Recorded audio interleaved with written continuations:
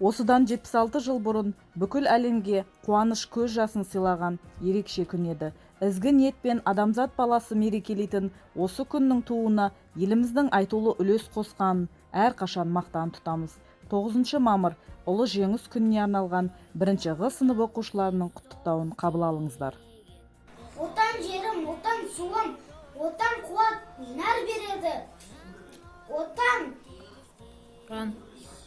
ұран, отан туым, отан мәңгі гүлденеді.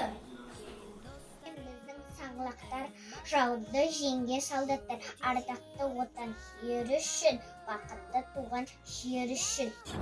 Отан көкшіл туымыз, отан біздің еліміз, отанды қорғап тұрамыз, туып өскен жеріміз. Біз еліктеп өсетін батырларың кім десе, Әлия Мәншүк апамыз, Бауыржан біздің атамыз. 9 мамырда гүл қоям алау қабырға, еске алып атамды, қосамын дабырға. Оқ борады күні түні жата-жата отқарым, алға қарай ұмтылды батыр қызы оқталып. Отан көкшіл туымыз, отан біздің еліміз, отанды қорғап жүреміз, туып өскен жеріміз. Әлия Мәншүк апамыз, Бауыржан атамыз, фашистерден отанды қорғап батыр атанды.